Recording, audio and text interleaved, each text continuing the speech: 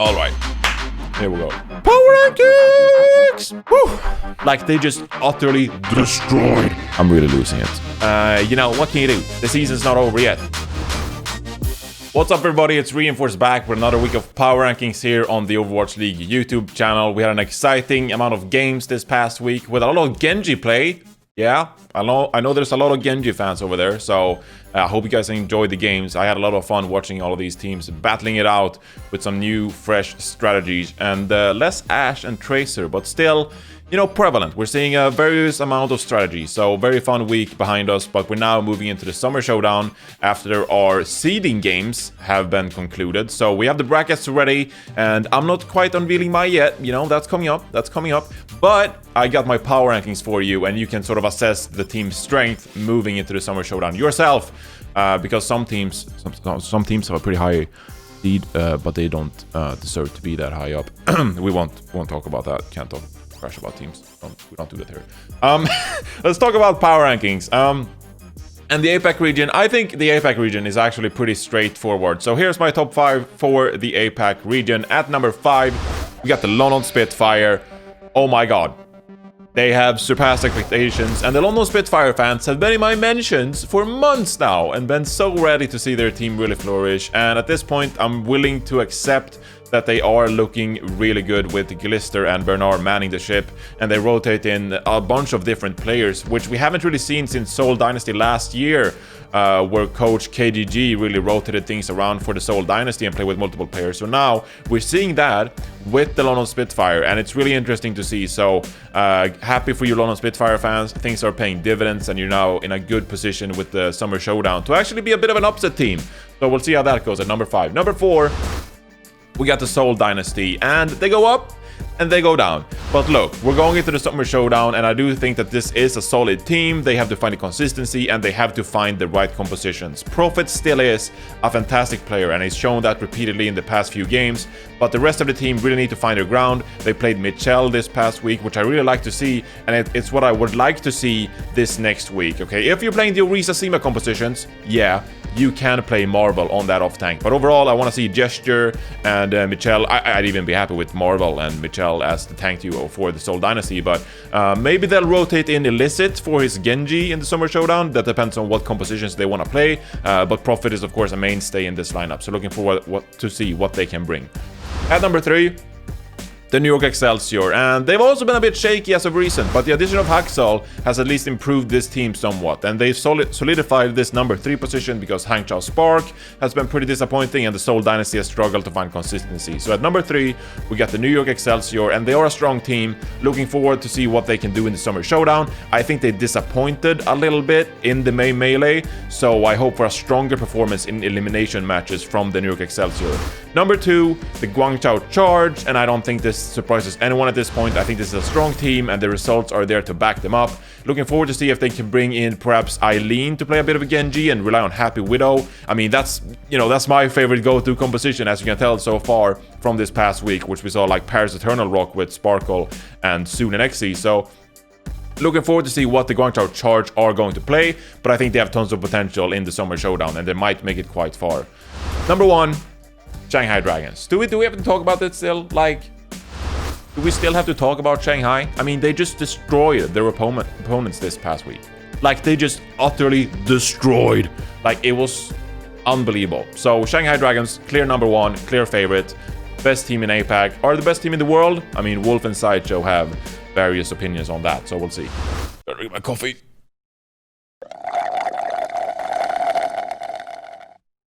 That is my APAC top 5 power rankings, and as just, well, you can see that Hangzhou and number 6, they haven't looked too good, at number 7, it's Chengdu. So, you know, what can you do? The season's not over yet, Chengdu and Hangzhou. You have an opportunity to fight back.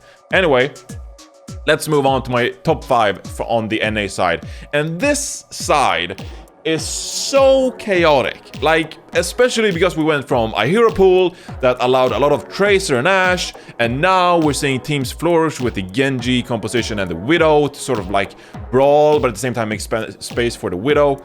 It's a bit all over the place. So if you have different opinions from me, I don't mind, because it depends on what you value here. But I'm going to unveil my top 5 and really talk to you about why I ranked in top 5. So at number 5, it's the Paris Eternal. And I get it, Paris fans. I understand. You had a fantastic match behind you, but besides that, you've had some shaky results these past few weeks. So I'm not willing to overreact and put you too high up yet. That being said, I think the Paris Eternal are the dark horse to make the grand final and perhaps even, you know, contest with the San Francisco Shock in the Summer Showdown finals. Because I think this team, when they're playing Sparkle on the Genji, is super strong. And then you have sufficient hit scan players backing him up, and then the rest of the team has really just come together. I think FD God is a surprising addition to this team that has done great things this season. Benbest has really evolved this game from last year with Hanbin on the off tank. So overall, I'm very excited about the Paris Eternal, and I think they are my dark horse to go to the grand final. I don't think you can say that they're a dark horse to win the damn thing, because San Francisco Shock are just so strong. Anyway, let me explain why they're not higher in my ranking. So at number 4, we have the Philadelphia Fusion, and a disappointing performance from the Philadelphia Fusion against the San Francisco Shock. And I'm just going to assume here that they had a bit of a messy hero pool. And what I mean by that is that they came into this week and practice just wasn't on point, and it was a bit messy in scrims. You have limited amount of time to really practice and get your composition in order, and I think that showed in game. I didn't like what I saw from Hisu in terms of performance. He just couldn't match up against San Francisco Shock. Backline also was a bit off. They had Alarm on the Brigitte for a while and Boombox in there. Didn't like what I saw from the Philadelphia Fusion. That being said, they remain number 4 because they are individually skilled, and I think they'll turn that around. I'm looking forward to see what direction they go in the Summer Showdown. I could see a scenario in where they play around EQO's aggressive Genji style, and EQO's Genji is something that dates back to 2018, right? The first inaugural season of the Overwatch League, where he had his debut game and just took Shadowburn's position as the Genji and played super aggressive and initiated a lot, and I liked what I saw from that. So I think this meta really suits EQO. So I'm personally hoping that the Philadelphia Fusion play EQO on the Genji and Carpi on the Widowmaker, and if they do that, I mean, I think they're a top 3 team here in NA, and I think they could make the grand final. So I'm hoping to see some change-ups for the Philadelphia Fusion, but they have a great team nonetheless. So they remain at number 4, but they're looking a bit shaky. At number 3, we got the Los Angeles Valiant, and yes, a disappointing week behind them, but still, you have to go further back and really witness that KSP and Shax are an incredible damage duo. And I think they have nice sort of players around those two to help them and elevate their gameplay. So I still think that the Los Angeles Valiant are a great team. That being said, do they want to move away from the Ashe Tracer? I don't necessarily think so. They had a bad week behind them where they played a lot of KSP on the Widowmaker and Ashe, and then they played Shax on the Tracer, but I think they can stick with that on the maps that allow it. And keep in mind, we have losers pick format in this Summer Showdown tournament, so I think that they're really solid on those maps where they're allowed to play KSP and Shax. And for the maps they don't really want to play KSP and Shax, where you can't really play Widow or Ashe, that's where I want to see them play KSF and maybe propel him into playing more Genji compositions. And then you can sort of alternate, depending on the map design, which damage duo you want to field. And that's where I think Valiant perhaps gain some consistency this upcoming week, and that's what I'd like to see them do. And when they do that, if they do that, I still think they're a fantastic team because they have nice role players and great damage players around them. So they remain at number 3, mostly based on their previous performances. But I think if you're actually like doubting the capability of these damage players, you have to rethink some things because the Valiant team is really strong. And at number 2, we have the Florida Mayhem, and also a shaky week behind them. They didn't look too hot against the Houston Outlaws, but given the fact that all of these sort of top 5 teams have been struggling, besides Paris Eternal in their most recent match, I think at number 2 you still have to put the Florida Mayhem, because they're playing this Tracer Ashe composition a lot, but they're also putting Yaki on the Genji, and that shows to me that they're exploring different kinds of strategies as well to sort of become this well-rounded team on all kinds of maps in a losers map pick format. So I'm really happy to see the development that the Florida Mayhem are doing and how they're adapting to this new meta. They know they have a fantastic Ashe and Tracer composition when Chris plays the Brigitte to help out, but they're also trying to adapt to the Genji and play the Brawl compositions with the Genji on those maps they really have to. So I'm liking what I'm seeing from the Florida Mayhem. If they polish up their game, I think that they'll easily beat teams like the Houston Outlaws, even though Houston are looking better with Hydration on the main tank and Dante on the Tracer. So at number 1,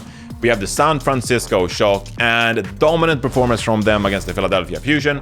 I think they are the clear #1 favorite in this region, and you know, it's a two-horse race at this point. It's the San Francisco Shock or it is the Shanghai Dragons, and it's going to be interesting to see if we get to see that match play out sometime this season and how the teams are going to fare, because San Francisco Shock are the best teams in North America. Now, last episode, I said that I would answer some comments in the YouTube description, and I'm currently looking at the time, and it says I've been recording for 11 minutes, which means that we're running pretty long here. So I'm going to try to answer these questions rather rapidly, despite the fact that I like to ramble, and I've rambled for 11 minutes now.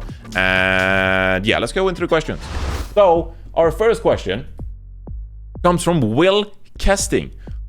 Do you think the Mayhem can beat the Valiant if they meet again in the Summer Showdown? P.S. Who's the better tracer, Yaki or Shax?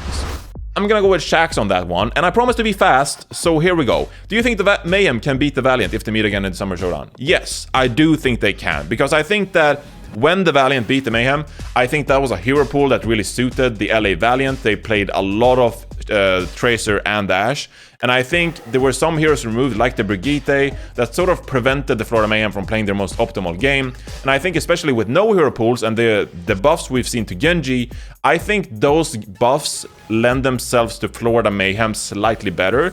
And I think that if we saw a rematch, I think that the Florida Mayhem would improve on their mistakes that they committed against the Valiant. And I don't think that Shax would necessarily be able to run amok on the Tracer as much as he did against the Mayhem last time around. So, I mean, the Valiant are the favorites in that regard, but I do think that the Mayhem have a really good chance of actually beating them in a rematch, and that's partly why I rank them higher in my power rankings, because I think that the Florida Mayhem, they are more versatile, and with no hero pools, I think that lends itself to the Florida Mayhem a little bit more than the LA Valiant. So, here we go, Will. Thank you for the comment. Moving on to our second question, comes from Stefano Pirelletti. I mean, I just assume that's the pronunciation. Sorry if I just really butchered there. Anyway, Reinforce, what is the biggest weakness of Houston and how can it be fixed, or who can they take to fix it? I don't necessarily think there's a lot of things wrong with the Houston Outlaws. I think time will actually help the Houston Outlaws the most. I think that Hydration is still adjusting to the main tank role. And keep in mind, I think Hydration is still adjusting to Meko playing alongside him and how those two tanks can really work together and work as a team. Because it takes some time to really establish that kind of tank synergy.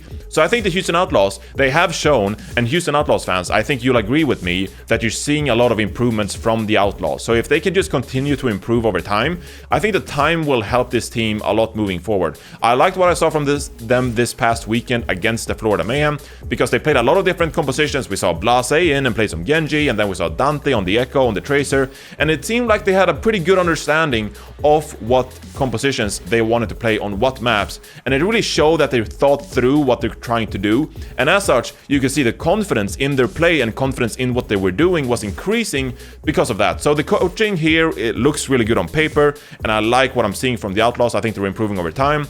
The support situation is a bit messy because still we're seeing Raucus in sometimes, we're seeing Rappel rotated in sometimes, and I think they could figure that out a little bit. I think they're having a bit of a hard time deciding for what they want to do, and you know, I want to give them the benefit of the doubt. There's probably an underlying reason, but I think that could be improved in that regard. But otherwise, I don't think you have to really identify a problem with the Houston Outlaws.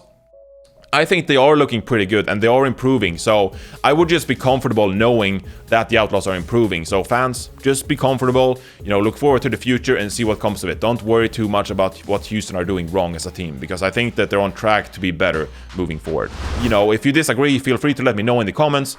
Like the video, dislike the video, probably like the video, that would be very nice. I've now been rambling for 16 minutes, but I hope you really appreciate it. Sorry, Overwatch League editors, the production team has really, you know, been on a rampage recently because they're challenging Super to Reinhardt duels and all that. You can check that out on the YouTube channel. But yeah. Great power rankings this week. Thank you so much for watching, everybody. Again, make sure you like the video or leave a comment down below. And I hope you guys really enjoyed the Summer Showdown. Have a great week, everybody. Take care. And I'll see you next week for Reinforce's Power Rankings. I'm losing it. I'm really losing it. I don't know what's happening. Back to sleep, Johnny.